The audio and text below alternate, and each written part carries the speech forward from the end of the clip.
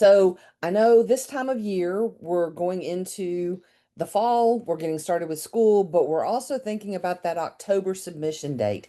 So we're going to start out with begin with the end in mind for TIA, and we're going to talk about the submission process and the things that you can do in Strive to make that easier for you. And then we're going to talk about your evaluation process. Let's make sure that it's set up and ready to go for the coming school year and that you're going to get the most out of it that you possibly can. We'll talk a little bit about student growth measures and how you're going to collect that data. And then we'll talk about some things that you can do to monitor your data throughout the year. So I'm going to begin with the end in mind. I always like to quote Stephen Covey on that one because you've got to get some data out. We want to know where you're going and then kind of back it up to make sure that we're getting everything that we want. And also because I know that what's on, front of mind right now for everybody is how am I going to get my data out for that data submission? So we do have a data submission report. It's called the Custom TIA report, and it pulls data from Strive into a spreadsheet, and that spreadsheet has all of the fields that are required for the data submission. We always look at the data submission files that come from TIA and TEA, and we make sure that we have in our report all of the fields that you need to submit. So once you pull it out, you'll be able to either import or copy paste it into the data submission that when you go to complete your data report. There are 4 fields that you will have to complete yourself. All of the other fields, the data can pull out of Strive. And so we'll look at that report and talk about that in just a second. I do want to talk about some requirements in order for this file to work, this report to work. You do have to set up your scoring and your weights in Strive. So in your Strive evaluation process, you will go to a tab, and I'll show you this in a few minutes. You'll go to a tab where you will assign what you put in your application. So if you said in your application you were using the summative document and you were going to weight the teacher 60%, students 40%, you will put that in your evaluation process, and that's how the report will know to calculate your information.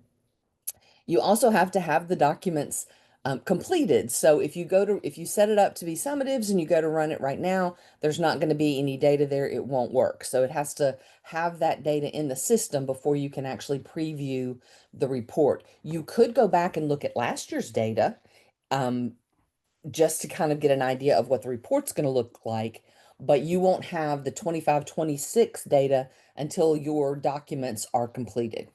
You also have to have student growth data in a specific location. So your student growth data will go to the student growth management tab. We're going to take a look at that in a little bit. If you don't put the data there, it won't populate into this report. You could merge it into the report later, but if you want to have everything in one place, we give you a place to put that will populate into the report. And then when you do it that way, it will calculate with the weights that you put in that first step. And then there's also a way that you could add some additional data into the management application, add it to your user accounts that includes some of those fields like date of birth and the TSDS ID number and the TEA certification ID number that may not already exist in Eduphoria. You can import those in, and then those fields will be completed as well. And what that will leave you with is only things that are very district specific, like the group, the teacher group that they're in from your application. That's something you will have to add to the report after you export it. Whether or not they're still employed with your district at that time, you'll have to put that into the report after you export it. And then what designation you are proposing for them, you will put into the report after the fact. There's also one other field that you can probably calculate with a formula to put in your district's number for the subject area. So those fields will have to be calculated after the report. All of the other ones can be filled in, complete, ready to go if you get these things done. So first of all, we're going to look at the 3 briefly. We'll talk about them a little more in depth as we go through some of the other parts of the presentation. When you're in your evaluation setup, there is a scoring tab up at the top. when you're looking at that evaluation process, and you'll go there to tell the system what document you're using to pull the data from and what weights you're going to add to that data. If you have an other item besides teacher evaluation and student growth, you can put the percentage here, but there's not a place in our system for that data to live. So you'll put the percentage that you're going to count it, because this has to equal to 100%. And then also that will create a field in the report where you can add your data, but you will have to add that after the fact if you do have data that is other than appraisal data and student growth data. To get to the report that you run, you'll go into the reporting section and go to the custom TIA report. That's the name of the report that you'll run, but this is where you're going to do that first part, setting up your scoring weights. The second part, not necessarily in any order, but number 2 on my list is managing student growth. So when you go to settings in Strive now, if you are an appraisal administrator, you will have a box that says manage student growth. It's a button that you can click. And when you go to that section, it's going to show you a page with all your teachers' names, and you will enter the data there. You can enter it 3 ways. You can manually click in the boxes and type their percentages. If you have a small number of teachers in your first group, your first year's group, and you want to do it manually, you can definitely do that.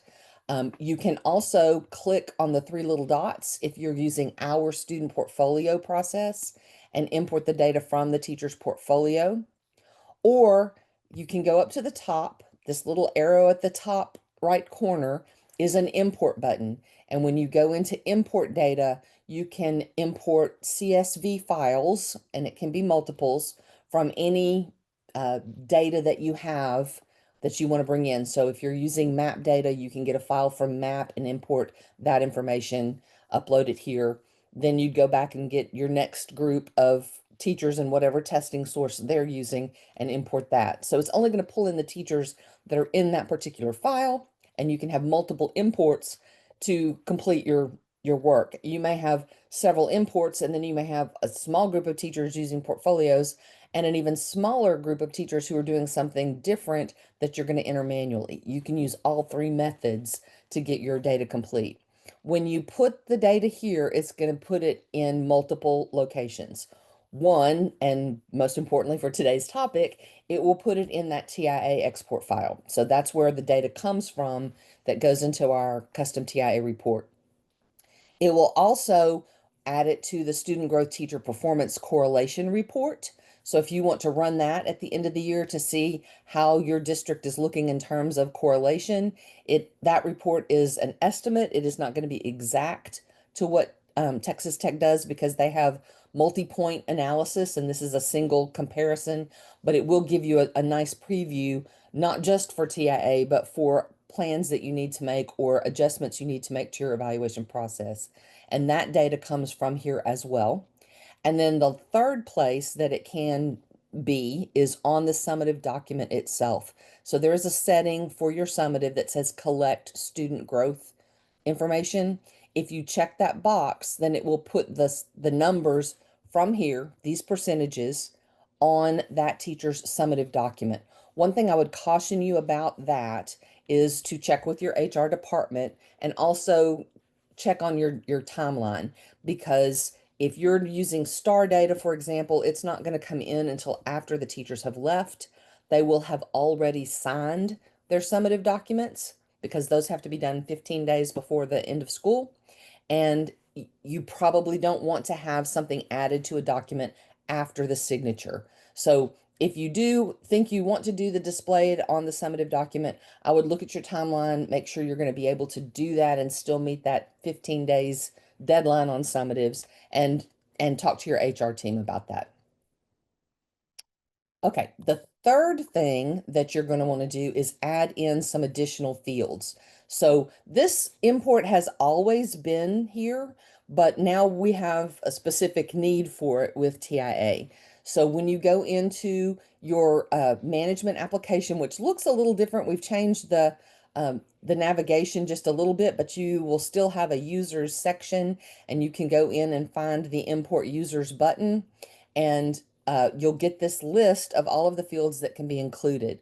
We do give you the ability to download the template so that you have a blank, and you can give that blank to the people who are in charge of your employee information system, and then they can use that to figure out which data to populate into your file. You don't have to have data in every field, but you do have to have the headers for every field. So all of these column headings will be there, but you might only have data in the 9 that we talk about over here. You have to have the first 4, first name, last name, email, and school. That's how it knows this is Paige's account. We're not going to create a new account for Paige. We're just going to add some additional data. So we want to make sure that it recognizes everybody. This is the data that's required for that. And then for TIA purposes, you probably want to consider these additional fields. Employee ID is the local ID number that your district is using. The unique ID is the TSDS number. The certification ID is sometimes called the TEA ID number. And those 2 are required. The employee ID number is optional, but most districts use it because that's the one that they use most often. So they usually put it in the report. They have easy access to that one. But these 2, the unique ID or TSDS number and the certification ID or TEA ID number, are required in your TIA submission. Middle name is still considered an optional field. It is helpful if you have multiple people with the same first and last name, but it's still considered optional in terms of the TIA report. And then date of birth is now a required field. So these are the 5 that we recommend. Again, employee ID number is considered optional, and middle name is considered optional by TIA, but they are fields in the file that you can pull in from your employee information system using this import. And after I have that file filled out, I would just come back here, click on my next button, and on that next screen is where I would upload that file. And that's going to give you all of the pieces that you need for your TIA export. Any questions, Armando, coming in right now? Not yet, Paige. Okay, so I'm going to move into setting up your evaluation process, which will be looking at getting ready for next year, making sure everything is in order, and then we'll also talk about some of the things, some of the screens that will get you to those things that we just talked about. So I'm going to click next, and we'll talk about the T-TESS process. T-TESS is not required for TIA. There are some other approved processes. Marzano, Danielson, NIET, TAP are all approved processes along with T-TESS. T-TESS is definitely the most common in Texas. And if you are using T-TESS, then it is an approved process and you're good to go. The one thing I would say about that is if you say you're using T-TESS, then you need to make sure that you are using T-TESS with fidelity, doing all of the parts and following the T-TESS timeline. So I do have a little outline here of the things that are included in T-TESS and a link to the T-TESS timeline on the T-TESS website so that you can go through and just check your process and make sure that your steps and tasks and your timelines are following the guidelines for T-TESS and that you're doing that with fidelity as part of your TIA process. When you go in to set up your process, one of the things that I want to talk about here, and I've been preaching about it for about a year now, is that we have 2 new frameworks. One is called V2 and the other one is called Alt D1. They are locked. So when you go in, if you go to your settings and you go to your framework setup, which you'll see in this illustration, you will see the old T-TESS and it will have 3 little yellow building blocks. It will not have a lock. And that's because it's not a locked framework. And so it can be edited and it can be deleted. And we don't want that to happen because that will disconnect all of your data and cause problems across your entire system. So we created these 2 new locked frameworks that will protect that data. We do have videos for each one, and you can go in. we also have all of the documents for each of those in our community. So you can go in and see the videos, see step-by-step directions for setting up your process, and get all of that taken care of. Um, V2 is identical to the current T-test that you're using. The language is 100% the same.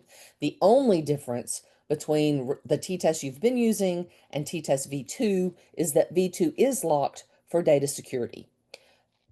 The T-test Alt D1 is also locked for data security, but there is another difference. It uses the language of lesson internalization.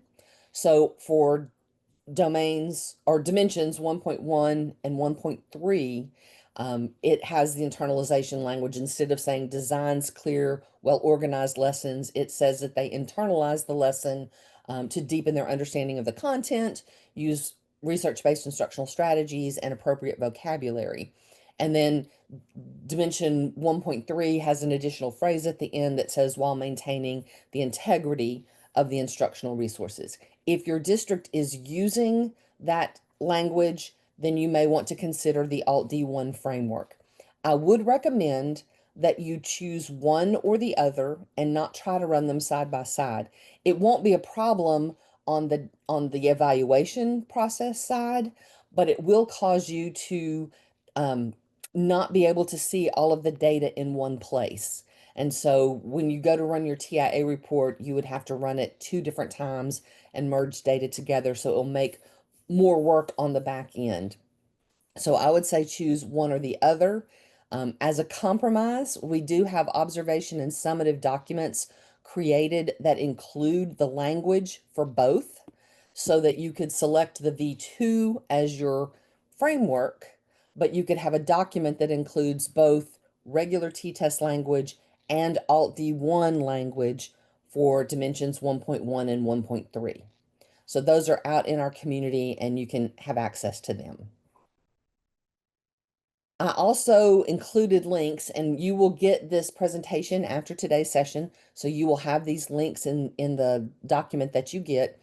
We do have an article about creating and updating your T-test process that walks you step by step through all of the documents you need to download, all of the steps and tasks that you want to create. And we also have one out there for T-PESS if you need to update your T-PESS process as well. Again, you can go to the community and get those documents, or you can create your own.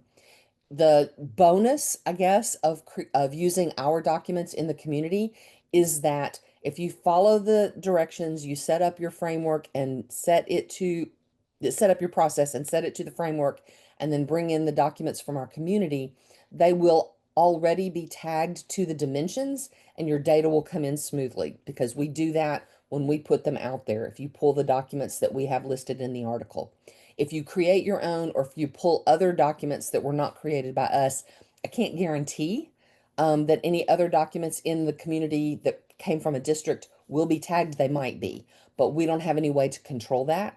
So I would recommend, if that's a concern, that you use the ones that we have put in the community, or when you create your own, that you make sure you're tagging them. But you would want to go in and create a new process. I would want to retire my old process and not edit it to become the new process, because I want to keep that separate so I can look at that data um, and then have a new process for V2 or Alt D1 going forward. And I want to make sure that all of my steps and tasks are in that process as well. I'm going to go over for just a sec to my system and go into the evaluation setup. So as I mentioned, I want to make sure that I have my framework selected, and then I want to go out to the community and I want to look for those documents. And you'll notice we have them listed. The observation that's Alt D1 is here.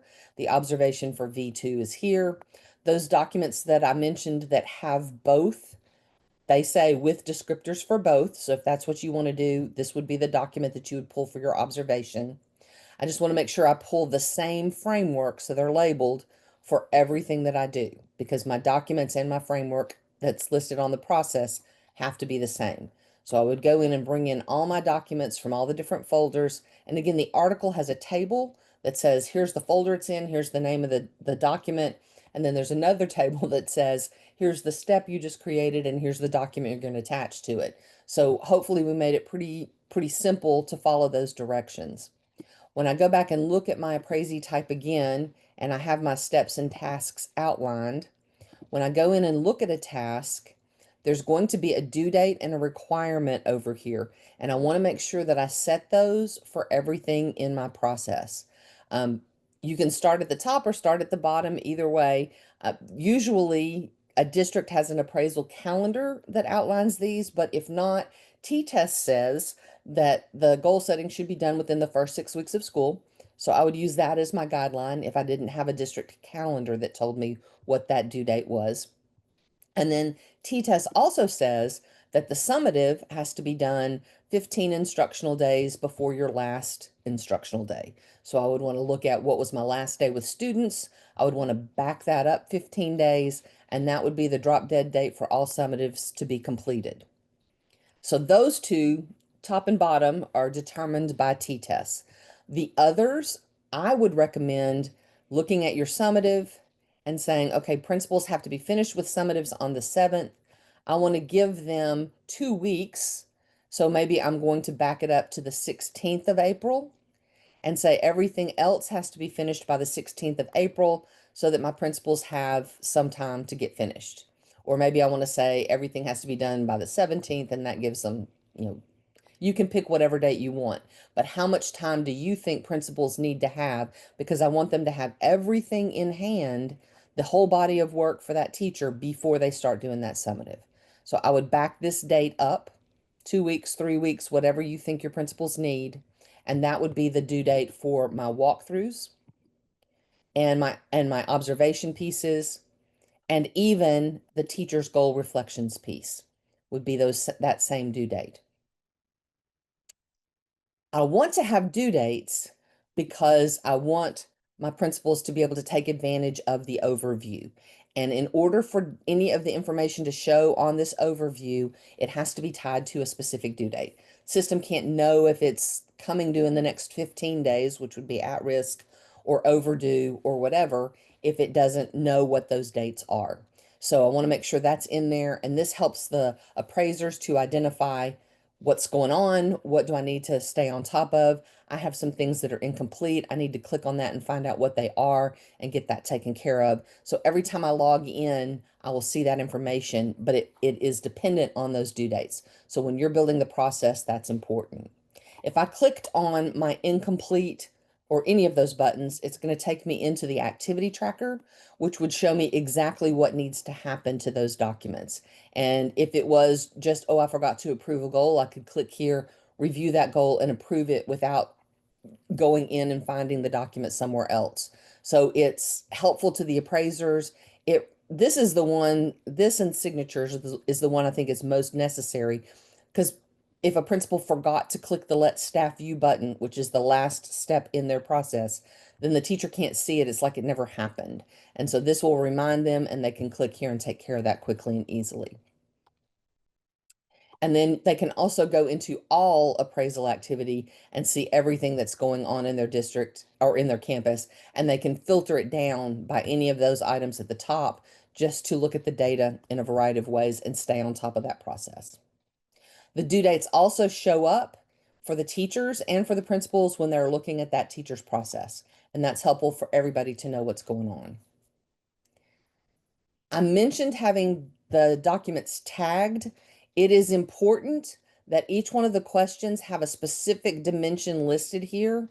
If it just says the word dimension, it's not tagged. It has to say the number and the title of that dimension in order for it to be tagged and for the data to be connected across the board. So if you want it to show up in your reports, in your detailed analysis, on your summative panel, all of your questions need to be tagged.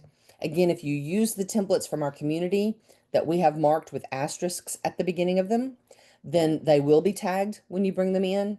But if you build your own, you need to make sure that you are going in and tagging.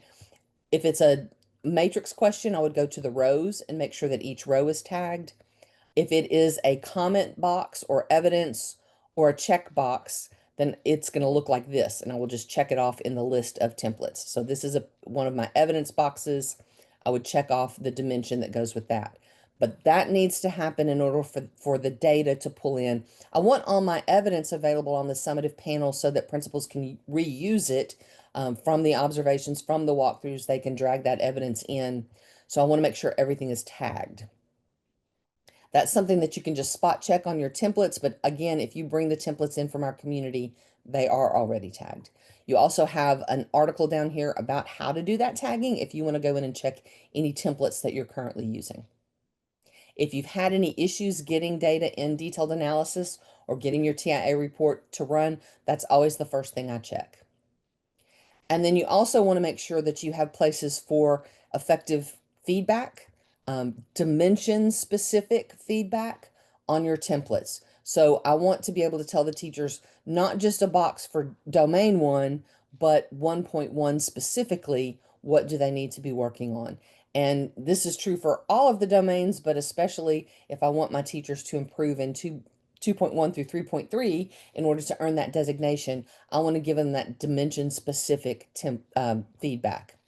And you will find templates in our community that are formatted this way, or you can make sure that you create them to have that dimension specific feedback. I want to talk about form management just a little bit because this is a relatively new feature. We've had some requests in the past for ways to delete templates, and we never wanted to do that because we didn't want to lose data. But now we have form management. So when you go in, you'll see all of the active forms that you have, and I can go into my observations section and I can see that I'm using the V2 process, but I have these templates that I brought in before I was sure. I brought in some templates that are Alt D1, but I'm not using them. They're not set to any process, and I have the option over here of making them inactive. So I can just click on one of them, say make it inactive. It's going to come out of my list here, and now it's in my inactive forms list over here.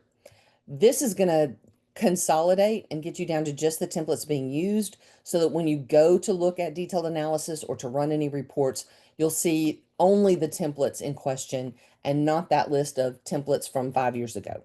So you can retire all of those by coming into the section where they live, or you can do it from the in all active forms list as well.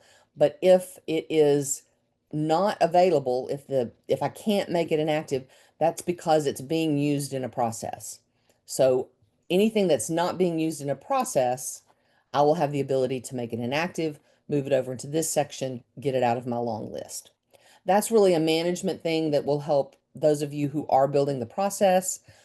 It's, you know, it helps your evaluators also if they go in to do some of the analysis or if they go in to run reports. Okay, any questions before we move on to student growth measures?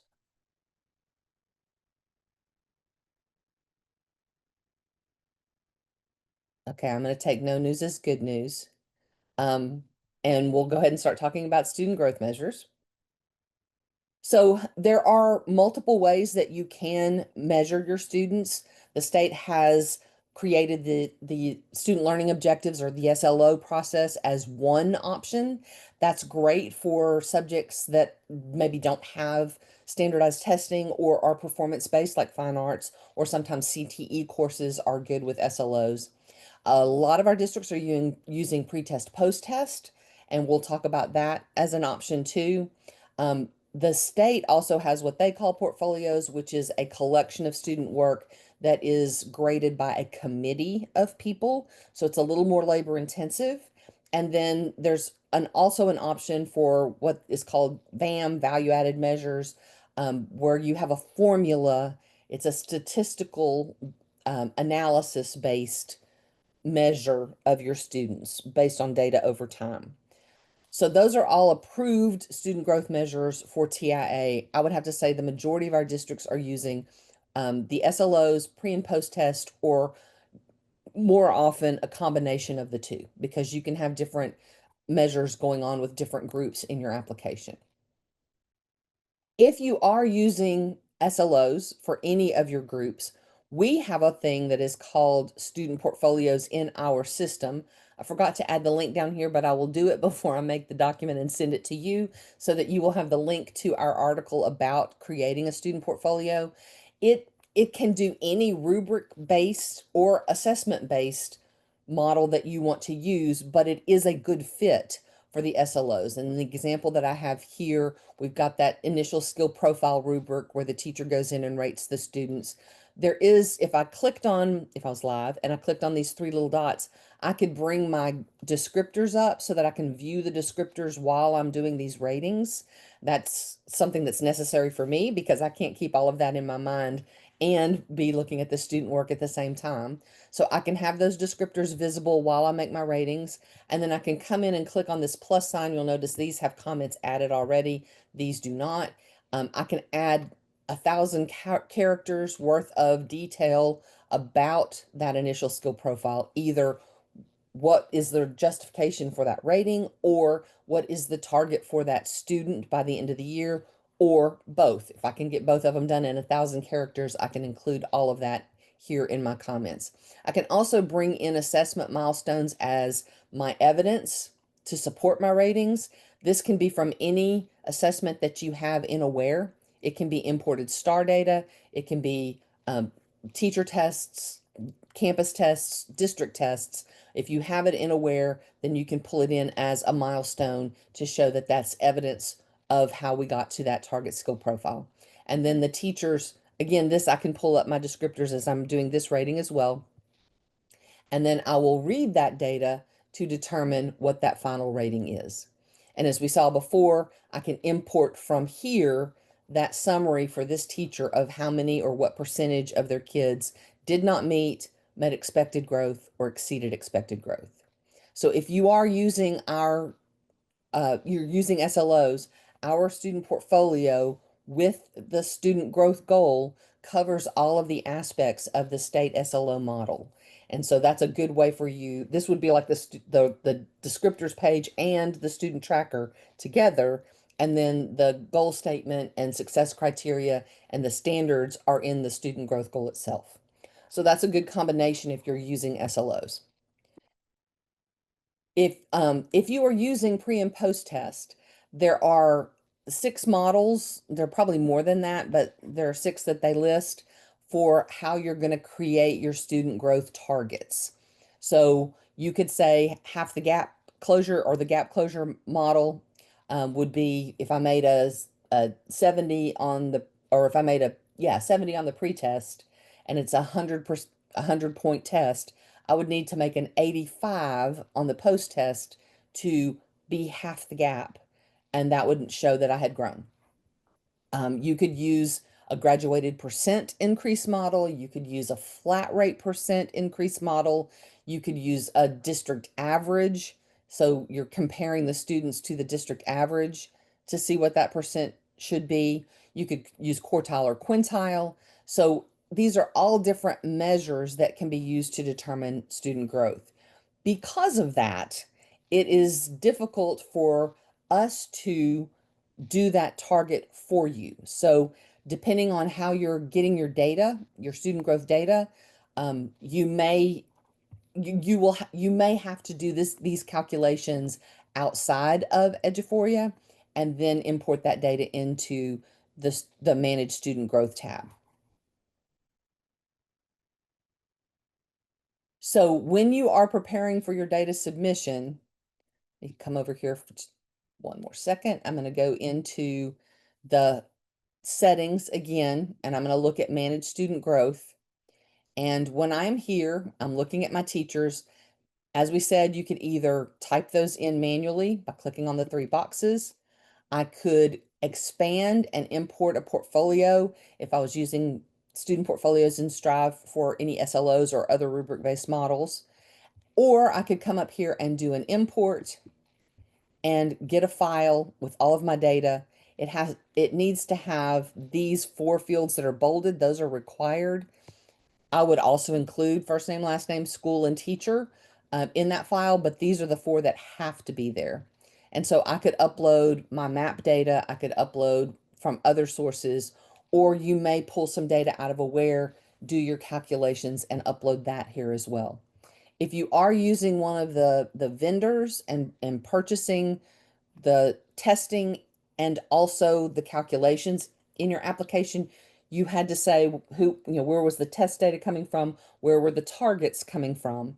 And if the vendor is doing that already, then they probably provide you with a report that has all of these fields, and you would just import that data here for your different sources of data. Hey, Paige, we have Yes. one question. Okay. Um, wouldn't local IDs also be important to include on student growth imports? It could be included on the student growth import. Let me go back over here.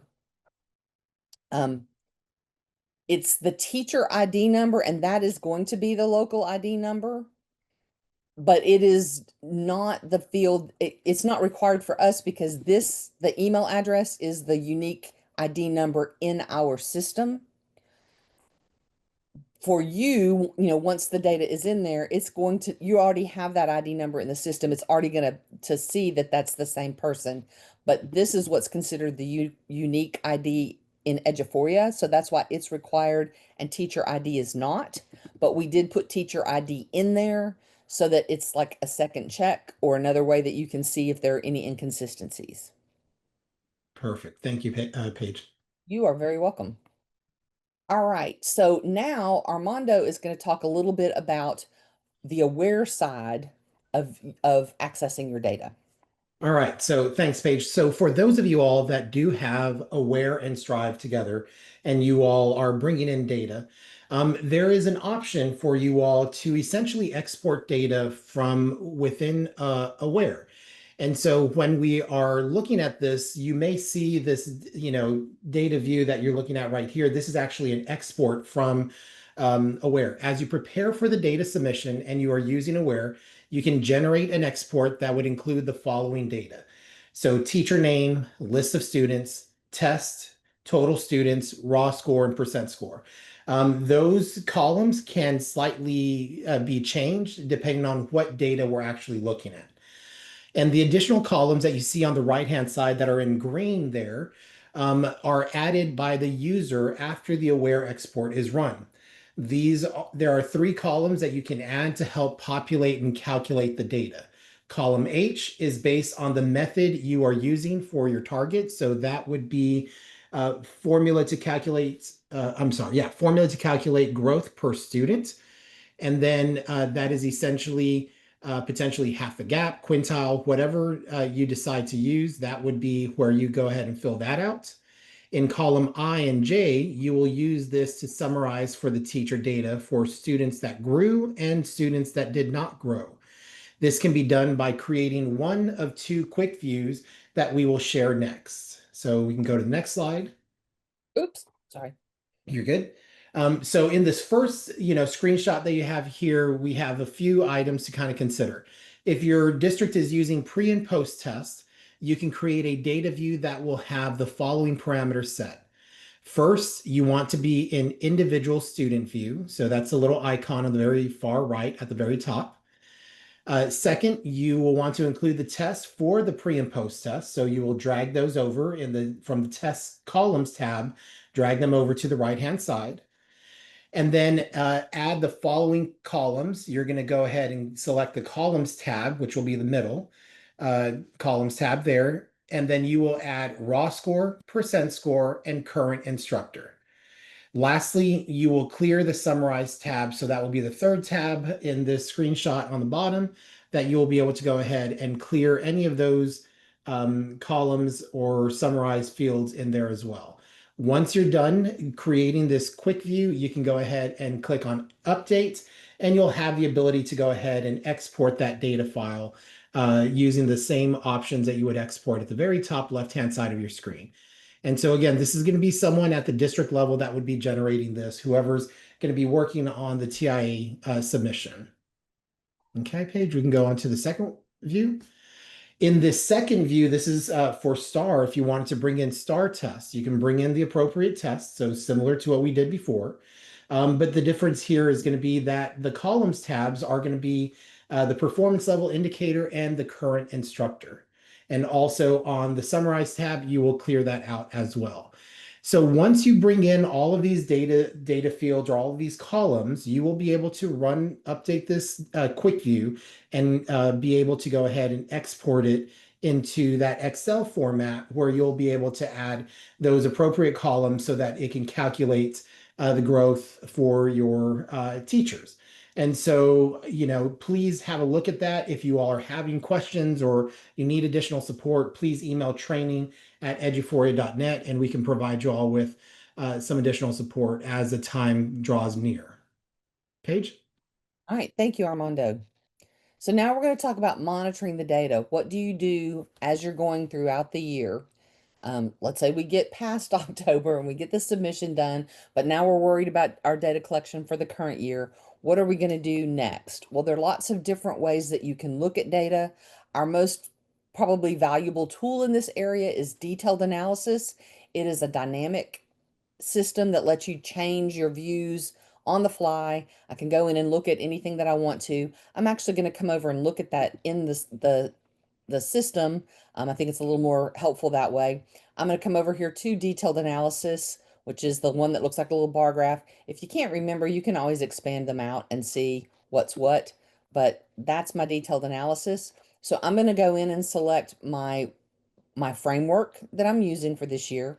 I'm going to look at observation. I'm actually going to look at last year's data because clearly I don't have any yet for the current school year. So you can always come over here and say, I want to look at last year's data. And that's what it will pop up for you. I usually want to start by looking at dimensions and appraisees, which is my individual teachers or users. And then this is a personal preference. It helps me to understand it if I look at the table score first, but we're going to look at the graph view as well. So I'm going to create that, and it's going to give me my list of teachers, my dimensions across the top. One of the things that you can do with this as the data is coming in is identify these blanks. So I'm going to scroll through and see, where do I have blanks? Where do I have one? This one looks like it's not completed at all, but some of them just have some holes. So I'm going to go through and find those and talk to those appraisers and make sure that my data is going to be complete and clean when everything is said and done. I especially want to do that for domains 2.1 through 3.3, and I do have some blanks when I get over there as well. So I want to make sure that I'm looking at that as the data comes in. I can look at it as soon as they start. I could be looking at observations. You might have a handful coming in at a time, but still I can go in and view. I also want to look at things like this. This teacher has two. Um, the thing about it is usually when there are two, they're not identical, and so there would be a decimal showing here somewhere, and there's not one. So I want to go in and look at Nicole's and see, okay, so the first one got the same exact rating, that's why there's no decimal there, but the rest of them are not even filled out on this one, which makes me think it was a false start. So we started a document and we put the first one in, something happened. When I went back, I couldn't find it, so I started a new document and put my ratings here. This one just needs to be deleted out of the system, but I can go in and drill down a little bit further to get to that information. I can even see the appraiser's name and know who to talk to about that. So it just lets me look at some of that data and monitor it as it's coming in all in one place. If you're at the district level, you can see the entire district, but building principals can see their own campus, and you at the district level could narrow it down to a single campus. So I could go to the middle school, and middle school hasn't gotten started on their observations yet. So I can look at that data by campus, or I can look at it as for the district as a whole. Excuse me. I can also filter it down and say, not that they're not important, but right now I want to focus on domains 2 and 3. So I could filter down and only show dimensions 2.1 through 3.3. If that's what I really need to worry about, then I can get all of that data showing on my screen at one time and just kind of focus on that. So you can filter by any of these things that you want to. I'm going to change my view here, and instead of appraisees, I'm going to say I want to look at appraisers. So these are my principals, assistant principals who are doing evaluations.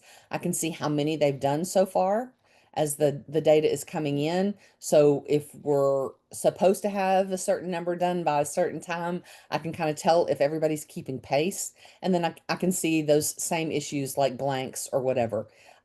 when they have done more than one, it's going to show me the average of all of those documents together. So if I wanted to know, okay, well, where did these come from? Who were the teachers? I can click down and see these are the actual teachers that that evaluator has appraised. So that may help me understand the data a little bit more. But what all can I use this data for? One, yes, to look at completion and to look at numbers and see if we're keeping pace. But even more important, what are the averages looking like? How are we compared to one another? So do I have some appraisers who are giving higher ratings, some who are giving lower ratings? One thing that helps me to determine that is to look at it in not the table score, but the graph percent view. So same data, but now I'm looking at it with colors and with a more graphic design that's for the visual learners like me.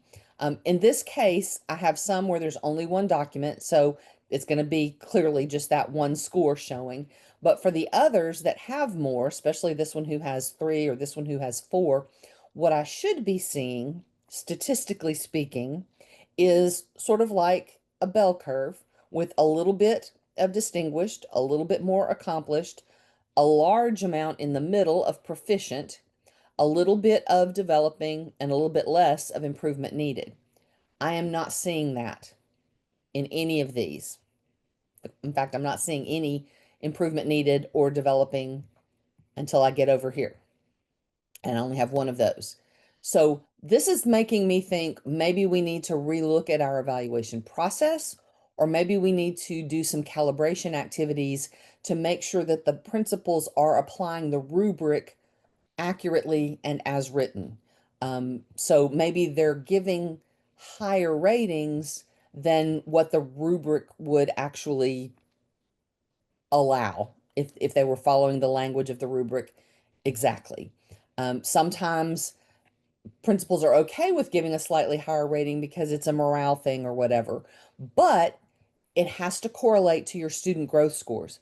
And so if your teacher scores are artificially high, then that's not going to correlate with your student scores. And that could be a thing that keeps you from getting a designation. So you want to make sure that the scores here are accurate so that they will correlate with your student scores. And this is one way that I can look for that and see, are we correlated to each other or calibrated to each other? Are we applying the rubric correctly? In this case, it looks like everybody is rating really high scores. So I would think everybody needs to review the rubric. If some were rating high and some were more of that bell curve that I would expect to see, then maybe it's that they need to be calibrated to one another. And so some of those calibration activities that you can find on the Teach for Texas website, or doing some walkthroughs as a group in your district, or videotaping some teachers, those could be things that would help you get those appraisers calibrated so that they're looking and applying the rubric equally across the board. I could also change from looking at my appraisers to looking at subject areas. So now this is all of my evaluators together, but it's all of my different subject areas. Are we applying the rubric equally across subjects? Or, am I giving math teachers higher ratings because I'm not really sure? Everything they're saying sounds really high level to me. And so I'm giving them really good ratings because I don't know the math.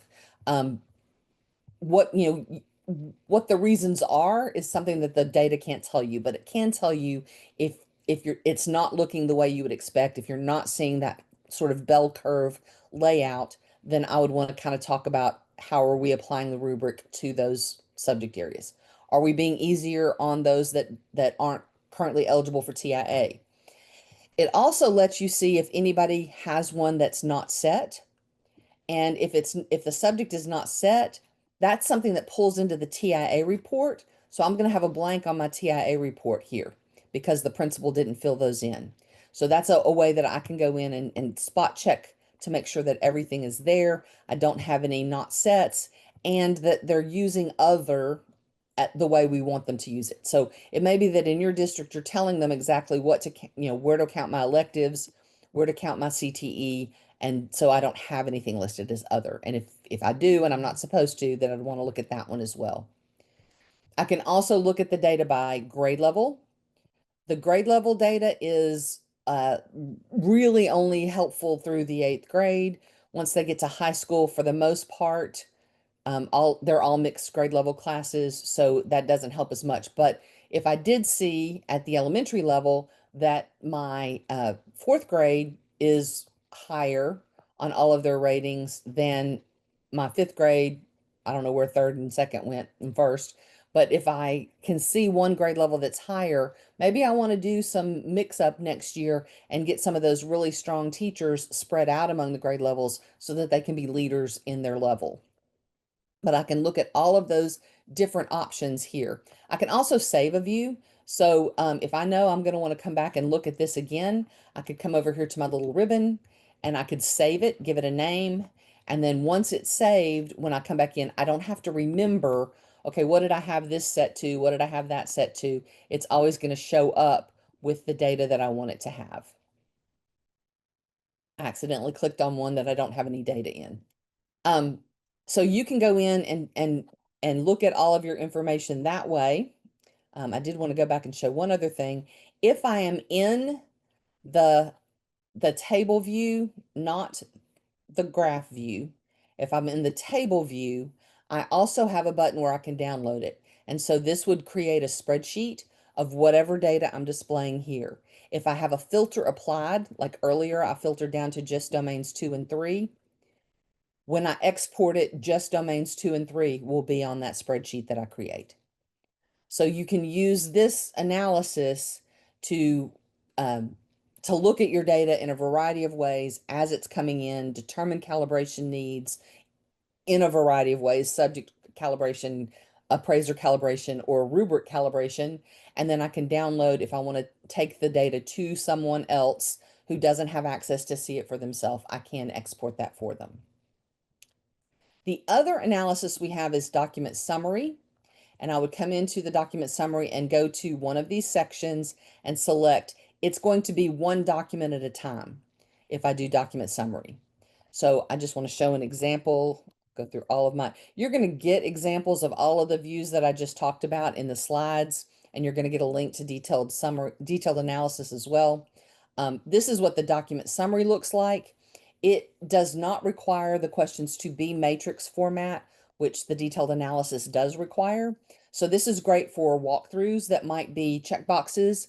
And it's also great for the example that I have here. If you do the post-observation conference, it will show you the areas of reinforcement and the areas of refinement that have been selected most often by your appraisers for teachers to work on. So I'm going to know, this is going to give me some trend analysis so that I know, what do my teachers need to be working on?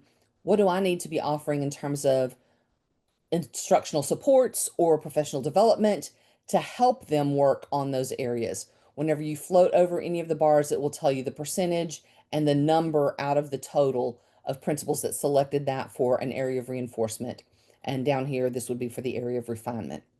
But it does help you to see what's being selected most as a teacher need, or what's being selected most from a template that we're doing well in or doing not so well in. And then you can use those trends to make some plans in your district.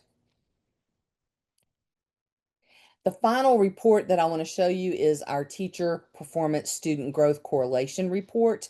This one pulls from the summatives only, and it pulls from the student growth once you have it in that student growth management tab. So you're not going to be able to pull it until the end of the year, or beginning of the year, going in to look at how did we do last year, what do we need to change for this year. What we would expect to see is an upward angle from lower left to upper right. As the teacher ratings get higher, the student ratings should also get higher. So I want them to be kind of clumped together on that diagonal line. This data is not exactly that. So that may show me some concerns. Every dot represents a teacher. And if I was live, I could click on that teacher and see who they were and what their average is for their evaluation and what their student growth percentage is also. So I can see those two numbers by clicking on any of the dots. I'll also see some summaries down below this graph, but I can go in and look at the individual teachers. The sweet spot is here, this plum color in the middle. That's where the teachers and the students are closest in their averages. If it's more of this orangey color, then the students' scores are higher than the teachers. If it's this dark blue, the teacher scores are higher than the students. And so this is not so much correlated as this part in the middle. It also will give you your correlation coefficient up here in the upper left-hand corner. And the target for TIA is to be a positive 0.24. So that kind of gives you an idea. Again, this is not exactly the method that's being used by Texas Tech to do the correlation, but it is sort of a predictor of where you're going to land. Maybe not exactly the rating that they give, but you can do that.